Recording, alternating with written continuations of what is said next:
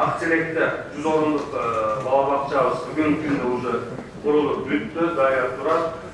Keyingi cuma'ga plan koyup atağız. Bu da kalası var.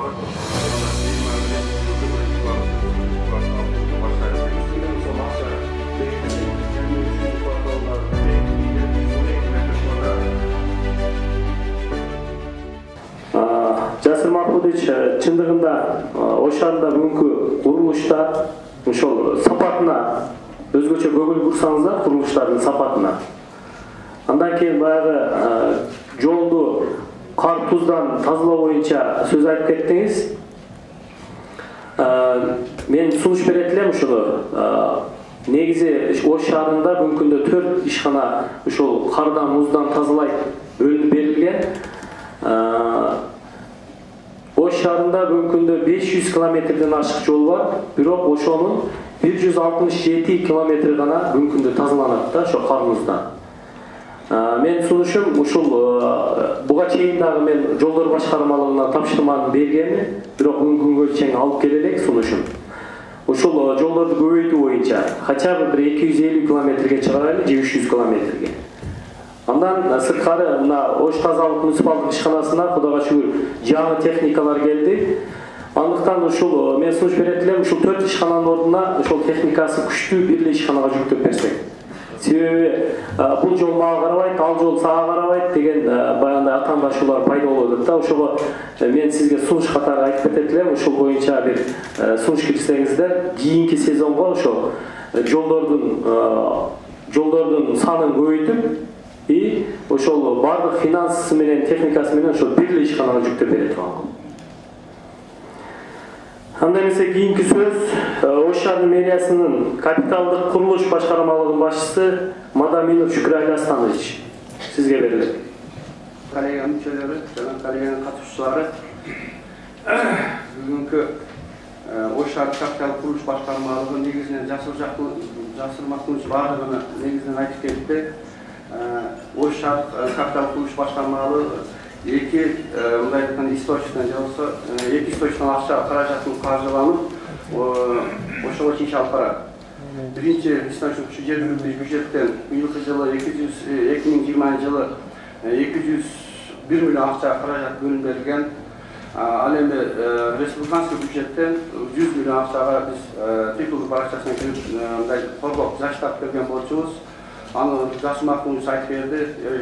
Республиканский бюджеттен быйыл 50 миллион акчаны жылдын этегинде 4-кварталдын башына алып калып, 50 миллион акчаны 4 мектепке 10 миллиондон берип, 1 мектепке 15 миллион акча берип, аны аткарылышы бүгүнкү күндө бүтүп жатат.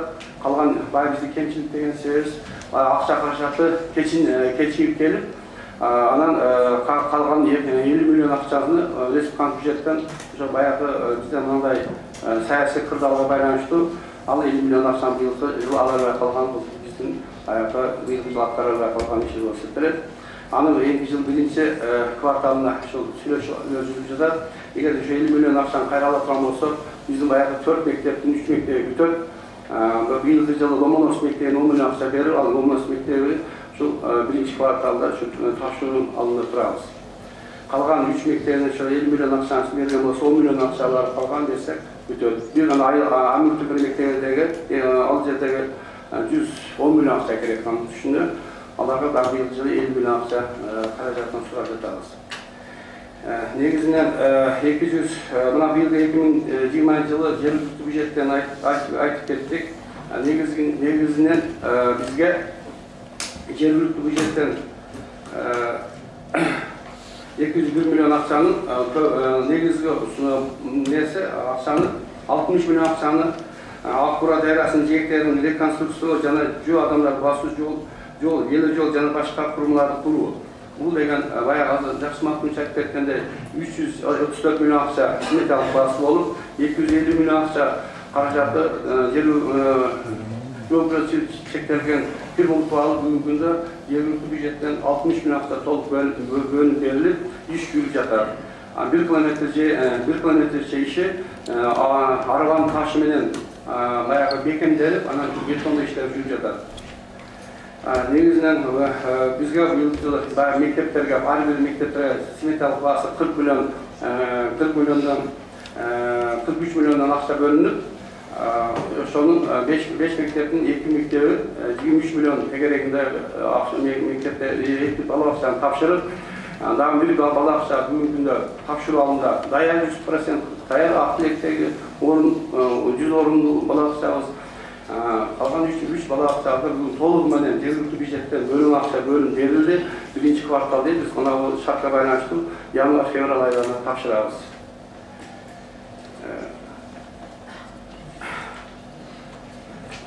Bizde koyunca bizde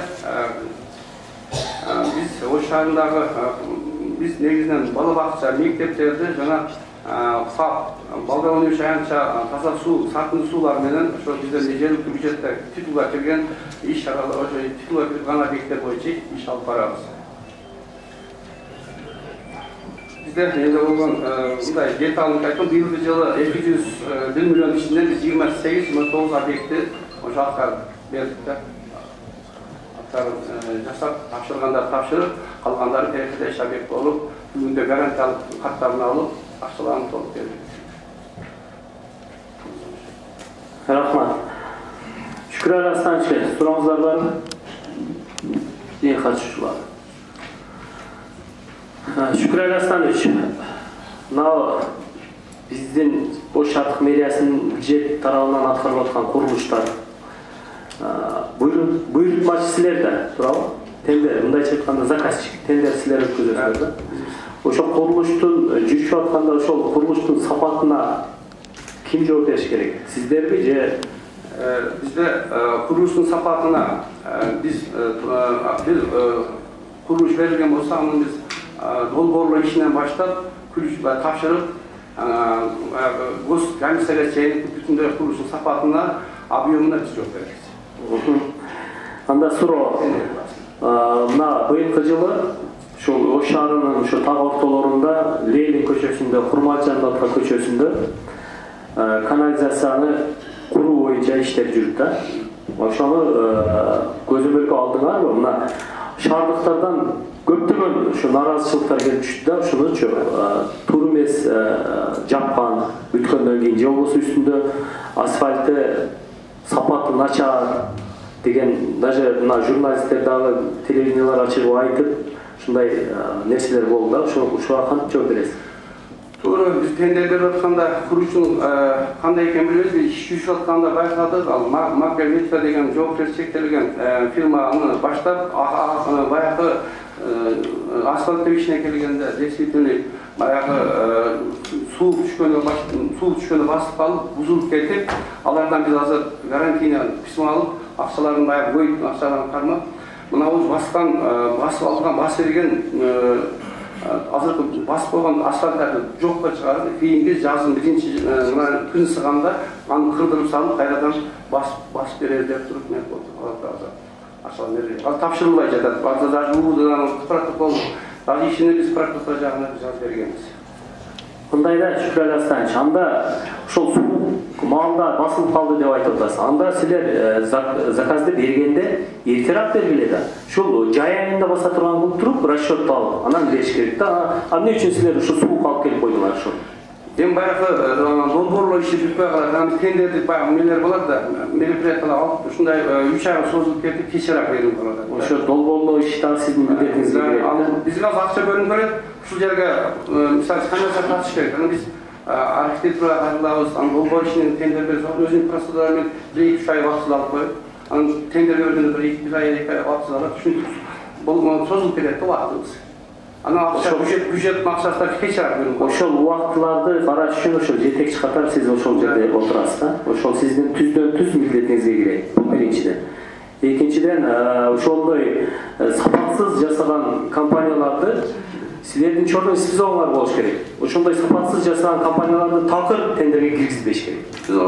Ошол бир-эки компаниябыз даярдадык, ошо чорный списокко кийинки ошол биз менен партнерство. Буга чейин болуш керек эле да алар. Буга чейин биз тапшырган объекттер, биз эсептелип алган объекттер тапшырып, жакшы тапшырып атабыз. Мисалы Акбора, могу парктар тапшырып атабыз. Али ондай жаман подрядчиктер бизге пока жол керек. Биринчилерден ушул болду. Шүкүр Асланович, ушулардын баардыгын эске алып койсоңуз. Мындан кийин Сурооңуздар барбы? Ким арт жакта? Бүгін өтө аварийный состояниеда турат. Барлық жағынан жарақалар кеткен. Бала бақча чөгүп кетип атат. Кафелдер жарылып, кадимгидей жарылып кетти да. Анан биз МЧСке кат жаздык. МЧСке кат жазсак, МЧС келип маяк коюшубуз керек экен деп маяк коюп, анан жарылган жерлерди шпаклевка кылып кетти. 3 айдан кейін ушул жарака кайра кетпесе нормальный эле болот деп. Анан бирок 3 айдан кейін келди, ал жарака санча билинген жок, жакшы экен деп кетти. Бирок 3 ай эмес, 5 айдан кейін кайрадан өзүңүздөр барсаңыздар, ушу комиссия түзүп, ушуну текшерип бир көңүл буруп берсеңиздер, себеби 1 жыл бала бакчабыз иштебей калды, 3 жыл иштедик. Кычыраган кышта бүткөн, 4 айда бүткөн, өтө сапасыз бүткөн. Өтө сапасыз бүткөн. Муну айтып коюшубуз керек, себеби бул балдар бакчасы, биз коопсуздук, балдардын коопсуздугу менин мойнумда турат. Ошон үчүн мен башынан сактап ушул убакыт келди. Бүгүн сапа жөнүндө сөз болуп атат, тендер жөнүндө сөз болуп атат. Мен бул чындыкты айтып коеюн дедим. Ошон үчүн комиссия түзүп, атайын текшерүү ушул укус деп атат, ушул укус көзөмөлдө ушулар турган. Ошон үчүн комиссия түзүп барып текшерип мага жетип чыгат дешимди. Түшүнүктүү. Аты жөнүндү айтып койсоңуз. Атайын Рахима, 13-чү балдар бакчасынын директору. Рахмат. Мен дагы бир жолу кайталап кетем да. Сиздер долбоорлоо иштерин, бардык даярдоо иштерин кышында жасашыңар керек, наоборот. Кышында жасап, жазында, жайында ушул курулуш иштерин алып барыш керек да. Сурооңузга жооп бересизби? Жооп бересиң, бул комиссия түзүп барабыз, бул 16-жылы тапшырылган атпайбы? Ошол мен кийин аракет кылам, караштырып барабыз комиссияны. Жасыр Максуш, сиз өзүңүз көзөмөлгө аласыз? Ушул кыябыз. 13-чү садикте отат, барып комиссия түзүп, жеринен көрүп, аныктап, иш алып бараңыздар. Жооп беребиз. Башка сурооңуздар жокпу? Рахмат, анда Шүкүр Асланович, отурсаңыз болот. Андан кийинки сөз Ош шаардык жолдор муниципалдык ишканасынын башчысы Жунус Фарзбек Суламанович. Сизге дагы 5 минутка чейин убакыт берилет.